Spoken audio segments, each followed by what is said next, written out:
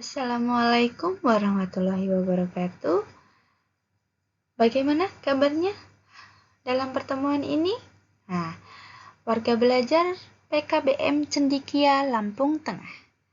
Pada pertemuan kedua ini kita akan membahas kelanjutan tentang teks berita.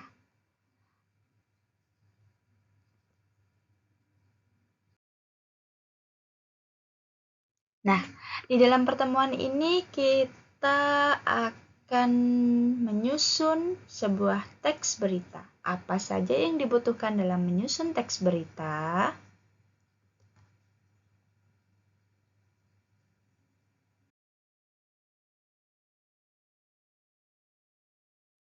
Kegiatan pertama. Di dalam kegiatan pertama ini, kita akan mengidentifikasi struktur dari sebuah teks berita. Nah, di dalam kegiatan ini kita akan membedah satu persatu tentang struktur teks berita.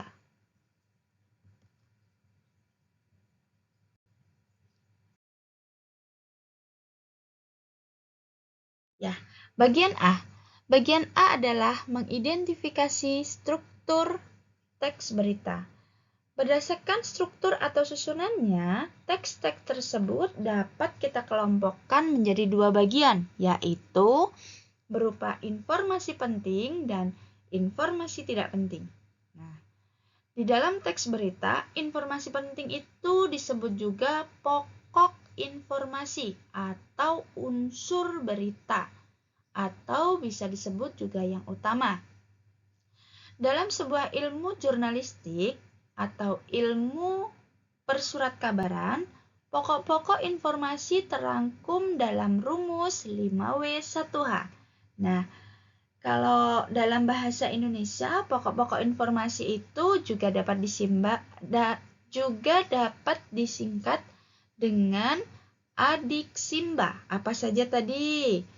Kemarin di pertemuan pertama kita sudah singkat dengan adiksimba, yaitu apa, di mana, siapa, mengapa, dan bagaimana.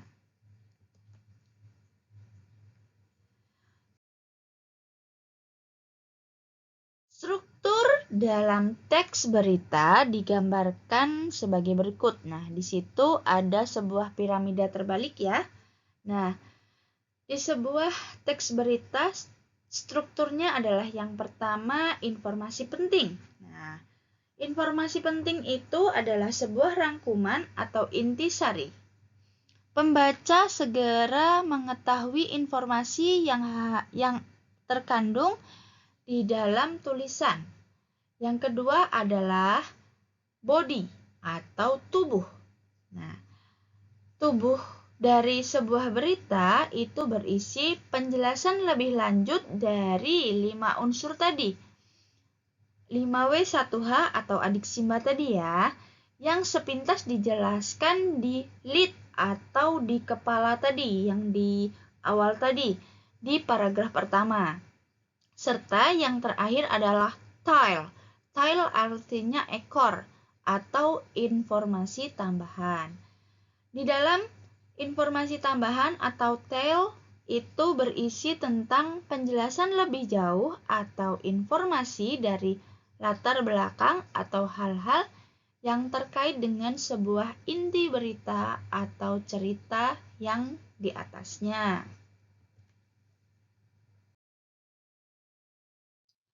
Baru yang B, kita juga mengidentifikasi kaidah bahasa dalam teks berita. Nah, di dalam teks berita, kata-kata atau kalimat itu ternyata memiliki sebuah kaidah atau aturannya tersendiri. Nah, kaidah-kaidah tersebut dapat dijadikan sebagai ciri ataupun pembeda dengan jenis teks lainnya. Kaidah-kaidah yang dimaksud adalah sebagai berikut. Yang pertama adalah penggunaan bahasa bersifat standar atau baku. Nah, hal ini untuk menjembatani pemahaman dari banyak kalangan. Bahasa standar akan lebih mudah dipahami oleh khalayak umum. Nah, bahasa-bahasa yang bersifat populer ataupun yang kedaerahan kalau bisa dihindari ya oleh media-media nasional, karena kalau bahasa-bahasa dengan kedaerahan itu pasti hanya orang-orang tertentu saja yang mengetahuinya. Selanjutnya adalah penggunaan kalimat langsung secara bervariasi dari kalimat tidak langsungnya. Kalimat langsung ditandai oleh tanda petik 2 atau petik ganda dan disertai keterangan penyertanya. Penggunaan kalimat langsung terkait dengan pengutipan pertanyaan-pertanyaan dari atau oleh narasumber berita. Selanjutnya yang ketiga adalah penggunaan konjungsi atau kata hubung. Nah, penggunaan konjungsi bahwa yang berfungsi sebagai penerang kata yang diikutinya. Hal itu terkait dengan pengubahan bentuk kalimat langsung menjadi kalimat tidak langsung.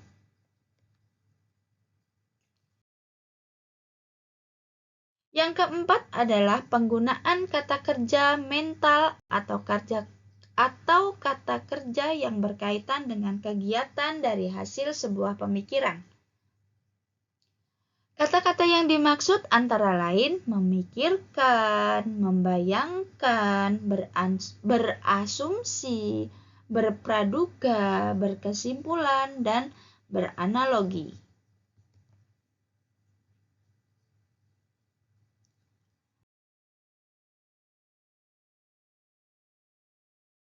Baik, dalam kegiatan yang kedua adalah menyusun teks berita. Nah, bagaimana cara menyusun sebuah teks berita? Di dalam kegiatan 2 ini, kita akan ikuti dengan seksama.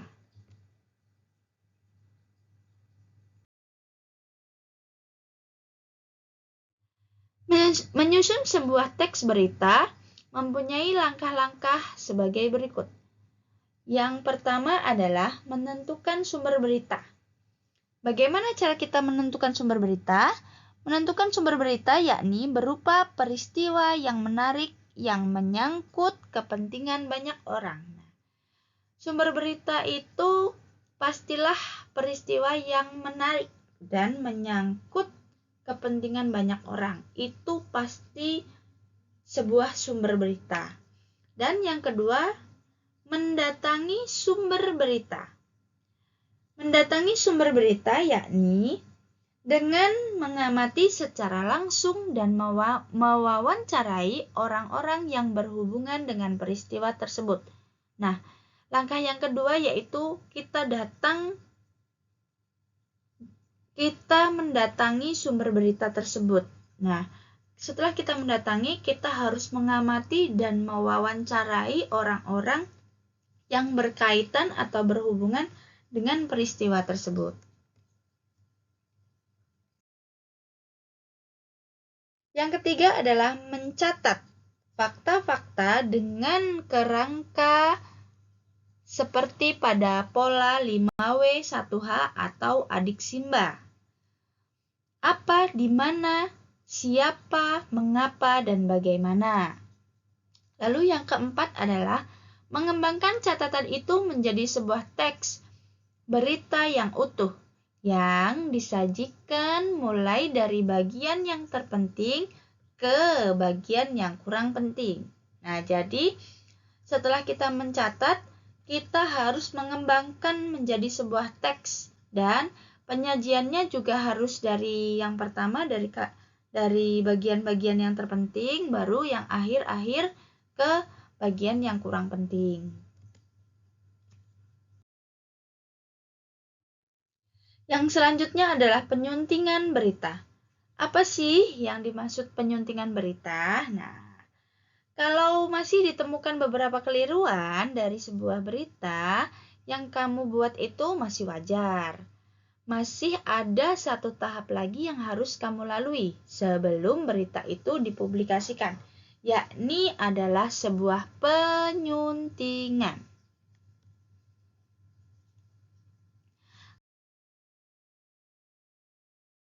Aspek-aspek yang harus diperhatikan dalam tahapan ini atau dalam tahapan penyuntingan berita adalah yang A. Kebenaran dari isi berita. Kebenaran dari isi berita yang ditunjang oleh keakuratan fakta-faktanya. Selanjutnya yang B. Kelengkapan dari isi berita. Kelengkapan dari isi berita itu biasanya ditandai oleh hadirnya sebuah komponen-komponen berita yang tercantum dalam rumusan adik Simba. C. Struktur penyusunan bahasa. Struktur penyusunan bahasa berita atau penyusunan berita yang dimulai dari bagian yang penting lalu ke bawah ke bagian yang kurang penting. Selanjutnya yang D adalah penggunaan bahasa.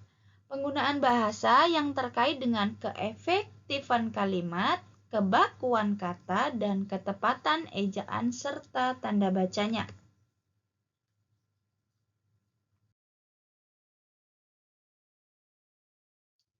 Nah, apabila berita itu disertai sebuah gambar atau ilustrasi, maka perlu diperhatikan pula kesesuaian gambarnya dengan isi berita di samping juga karakteristiknya. Nah, apabila kita menyajikan sebuah berita dan didukung dengan gambar dan ilustrasi, maka kita harus memperhatikan juga kesesuaian gambarnya itu. Apakah gambar itu sesuai atau tidak dengan isi berita serta karakteristiknya.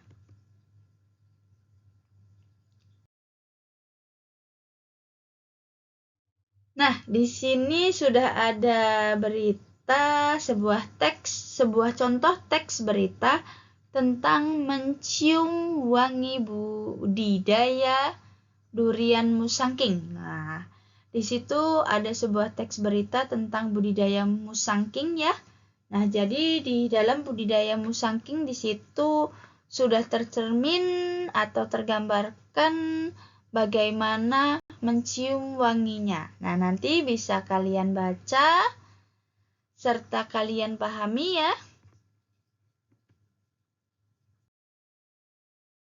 Nah, tugasnya adalah tentukan struktur dari teks berita tadi yang mencium wangi budidaya durian musangking berdasarkan tadi kepala berita, badan berita, dan ekor berita. Nah, jadi nanti warga belajar harus bisa menentukan struktur-struktur dari teks berita tersebut ya, berdasarkan dari 3 tahapan tadi. Kepala berita, badan berita, dan ekor berita. Dan tidak lupa sedikit motivasi untuk kita semua ya. Semangat belajar dimanapun dan kapanpun kamu berada. Tidak mengenal waktu, tidak mengenal umur, dan harus tetap semangat. Dan kita sudah sampai di akhir pembelajaran. Terima kasih atas perhatiannya. Ibu Ami ucapkan, wassalamualaikum warahmatullahi wabarakatuh. See you next time. Bye-bye.